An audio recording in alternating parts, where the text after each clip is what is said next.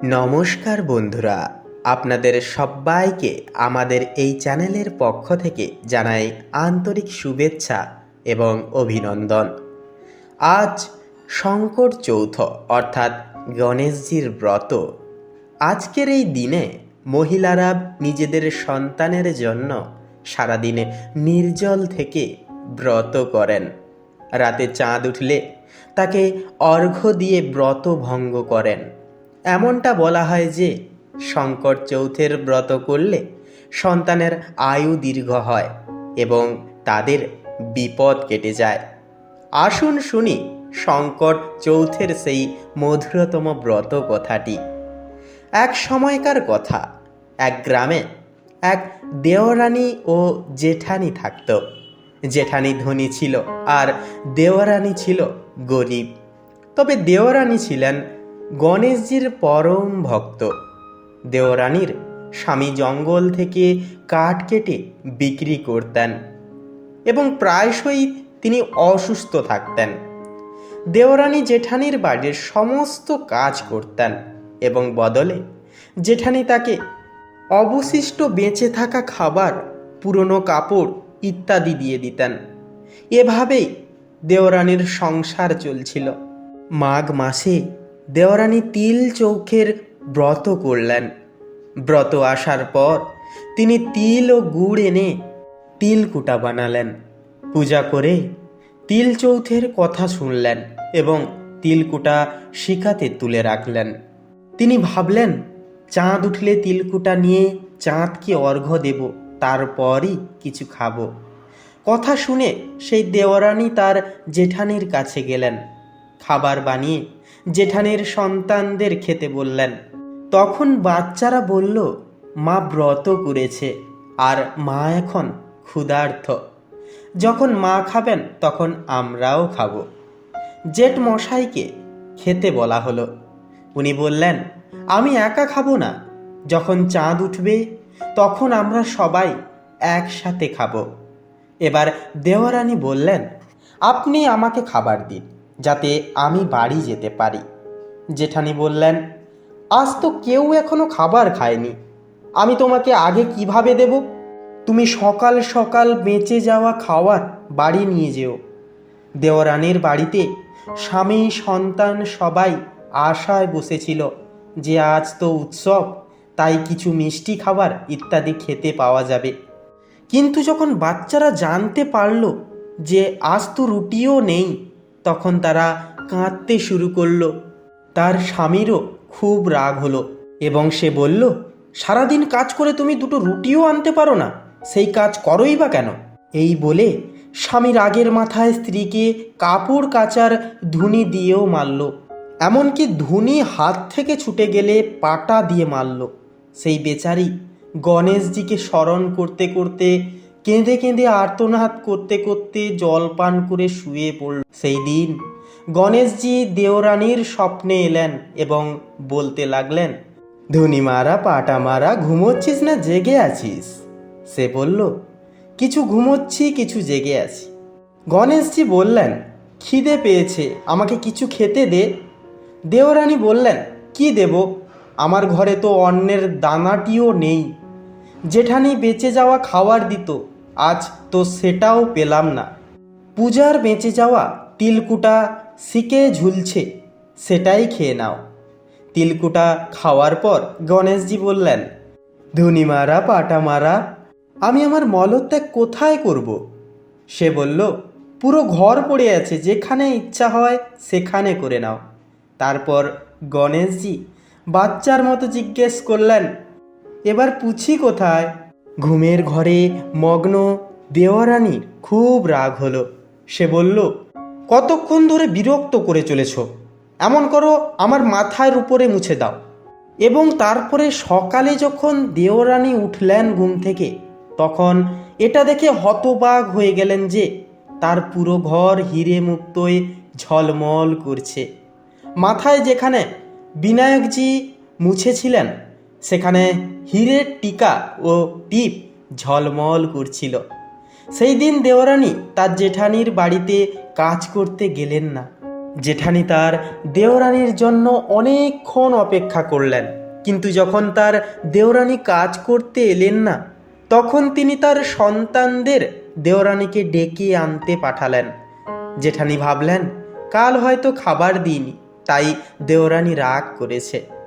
বাচ্চারা তাদের কাকিমাকে ডাকতে গেল এবং বলল, কাকিমা চলো, মা ডেকেছেন, সব কাজ পড়ে আছে।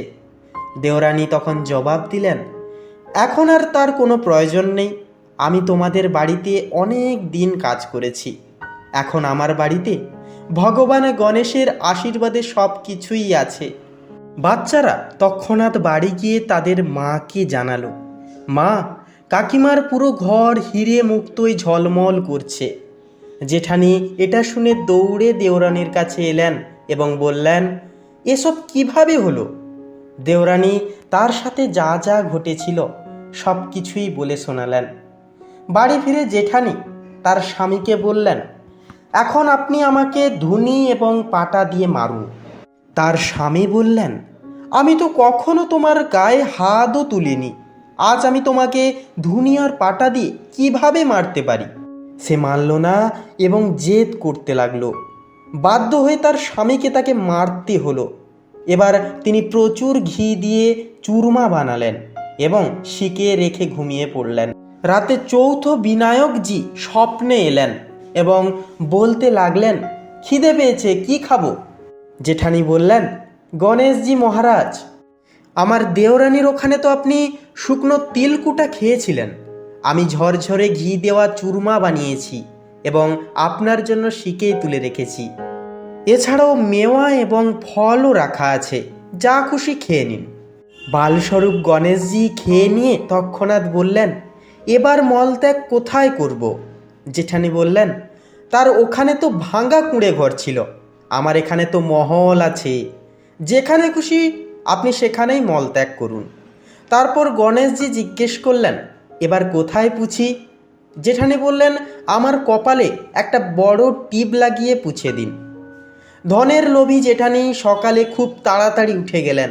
তিনি ভাবলেন হয়তো ঘর পুরো হিরে জহরত দিয়ে ভরে গেছে, কিন্তু যখন তিনি উঠে দেখলেন তখন পুরো ঘরে নোংরা ছড়িয়ে ছিটিয়ে আছে। তীব্র দুর্গন্ধ আসছিল, তার মাথার উপরেও অনেক নোংরা লেগেছিল। তিনি বললেন, এ কি গণেশজি মহারাজ, আপনি কি করলেন? আমার উপর রেগে গিয়ে দেওরানির উপর খুশি হলেন?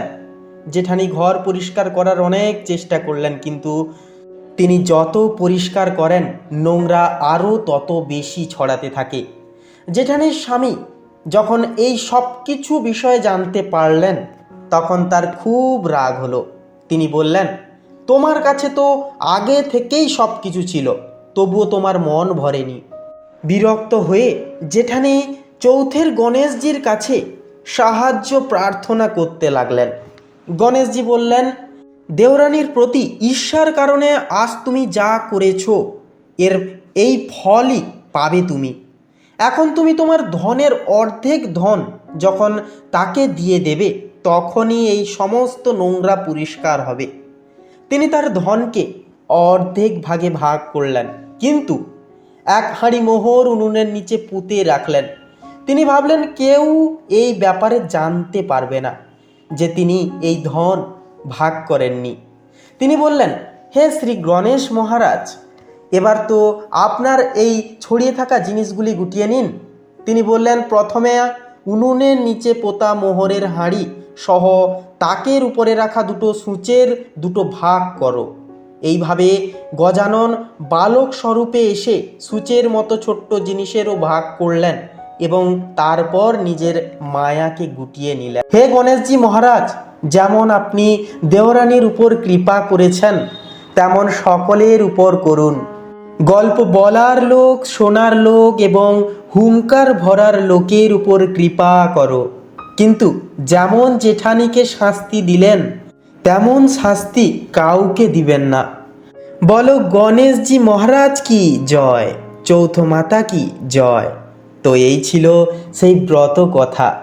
চৌথের দিন ভাল্যচন্দ্র গণেশজির পূজা শঙ্কর চৌথে করা হয়। প্রথমে সকালবেলা নিত্যকর্ম থেকে অবসর নিয়ে গণেশজির পূজা করুন এবং গণেশজির বন্দনা করুন। এরপর গণেশজির ধ্যান করে ফুল অর্পণ করুন এবং সারাদিন মনে মনে শ্রী গণেশজির নাম জপুন। সূর্যাস্তের পর স্নান করে পরিষ্কার পোশাক পরে নিন। এবার বিধি অনুসারে গণেশজির পূজা করুন এবং একটি কলসে জল ভর্তি করে রাখুন। ধূপ দ্বীপ অর্পণ করুন। নৈবেদ্যের রূপে তিল এবং গুড় দিয়ে তৈরি লাড্ডু এবং ঘি ও গুড় অর্পণ করুন। এরপর গণেশজির পুজো করুন। গণেশজির পূজার পরে চন্দ্রমাকে অর্ঘ্য দিন এবং ধূপ দ্বীপ দেখান। চন্দ্রদেবের কাছে নিজের ঘর পরিবারের সুখ শান্তির জন্য প্রার্থনা করুন এবং এরপর মনোযোগ সহকারে কথা শুনুন ও শোনান সকলকে এবং সবার মধ্যে তিলকুটার প্রসাদ বিতরণ করুন। তো বন্ধুরা, আজকের এই পর্ব কেমন লাগলো কমেন্ট করে অবশ্যই জানাবেন। সাথে আমাদের এই চ্যানেলটিকে সাবস্ক্রাইব করে রাখতে ভুলবেন না। আপনারা ভালো থাকুন, সুস্থ থাকুন, সতর্ক থাকুন। নমস্কার।